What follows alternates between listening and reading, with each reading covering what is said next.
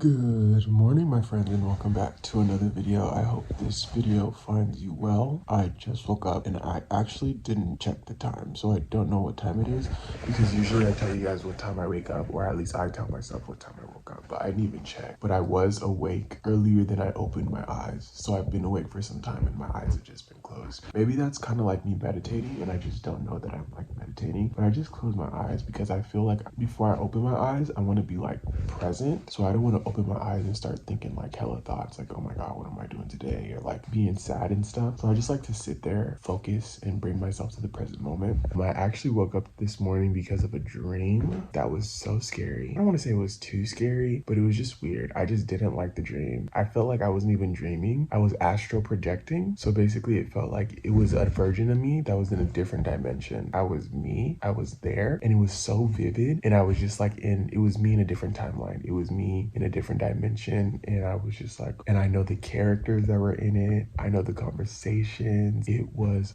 crazy. And so it kind of made me feel like, I am not doing that. I don't know if that was like a warning or something, but it was like, I am not participating in that nonsense. Yesterday, I was really feeling like I don't want to do this. I just felt like I don't want to do this. I feel like creativity isn't sparking. I love doing this, don't get me wrong. You know, it's the one thing that brings me joy and like clears my thoughts and clears my mind and brings me to the present moment. But it's discouraging when you don't have ideas, you know? It's like, I don't know what to do. I felt like in the past, I've always wanted to be a vlogger, but I don't really want to be a vlogger because I feel like my life isn't really interesting to vlog. Like, what am I going to vlog? Me taking a shower and brushing my teeth every day? That doesn't really sound fun to me, you know? And editing is one of the best parts of me making these videos. I love the editing part. So I was just really sad. Not sad. I don't want to say I was sad. I was just thinking like, oh my God, I really don't want to do this. I just got in that mindset. And I was just also pissed because it was like, bitch, it's only day 5. I mean, I'm already giving up again. I don't know. It feels very embarrassing, especially because even if people don't watch your videos, they're people that know you or at least see or like one of my posts got 21 views in like one day, even though that's not like a lot, it kind of is a lot. And it makes you wonder like, who are these 21 people? But at least even if you don't know all the 21 people, at least between 5 to 10 know, like, you know that person, you know what I'm saying? So if there's 5 to 10 people who you know watch your shit and you don't post consistently, they're like,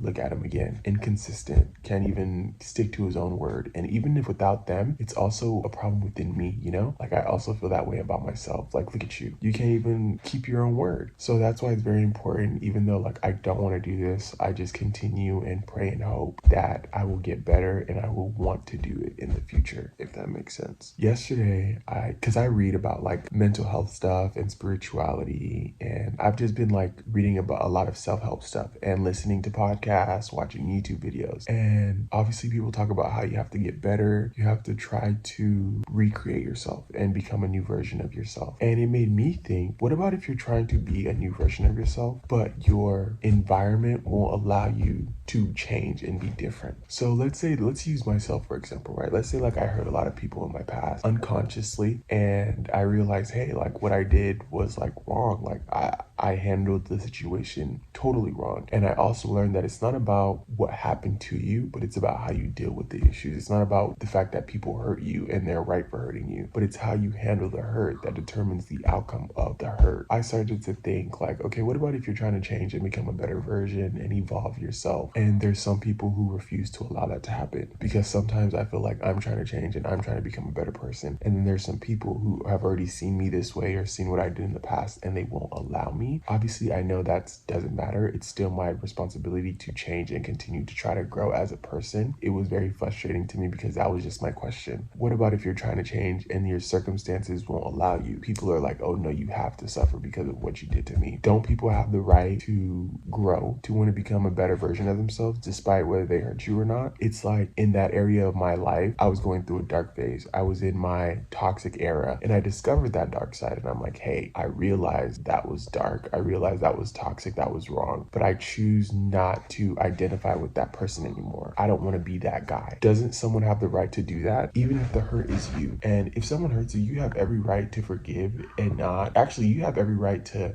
not forgive it. You have every right to not forget. That is your personal preference. But I feel like you shouldn't hold that person to who they were. You should hold them to who they're trying to be. And it's not easy. They may not get it right away, but at least that's what they're trying to become. That's who they want to be, not the person that they were. If someone hurt me and I'm having a hard time forgiving them, if someone hurt me and I'm having a hard time with them, I don't have to forgive them. I don't have to forget the situation. But at the same time, I know when people hurt me, I don't necessarily think about them. I don't really necessarily want to be around them. I don't care whether they succeed. I don't care whether they fail because they're not even on my mind. I have nothing to say to them.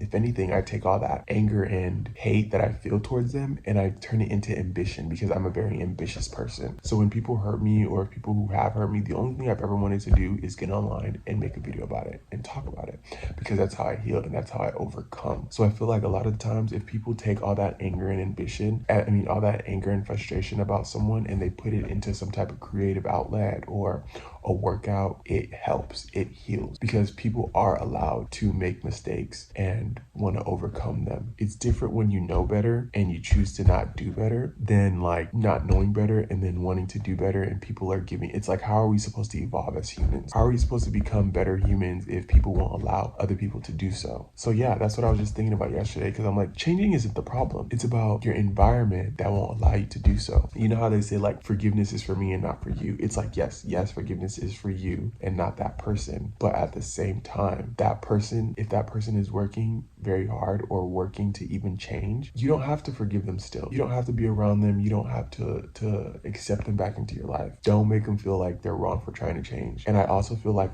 there are people who use like on social media, because social media is very influential. There are people who say things like, once I hate you or once you do me wrong, like we're done. Like there's no second chances, this and that. And I totally understand. I do you wrong, you want nothing to do with me. Don't expect that person to sit around and be in hell because of what they did to you. That person has the right to forgive themselves and move on, because while you're hating on that person and condemning them, God is trying to work on their heart. So it's just like little stuff like that, or maybe big stuff. It depends on how you see it. I don't know though. It just made me feel like, what happens if you're trying to become a better person and your environment doesn't allow you? It just makes it really hard. It also sucks because sometimes I be having really good topics and it flows really well in my mind, and then when I want to bring it to the camera, it's not as easy. It's very frustrating. My dog needs to be taken out, so I have to take her out.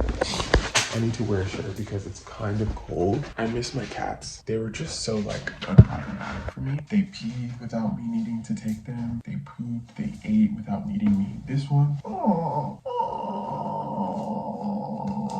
that's why I love cats, because they're so like what's it called? Damn it, I always say the word. They're so self-sufficient. You know what I mean?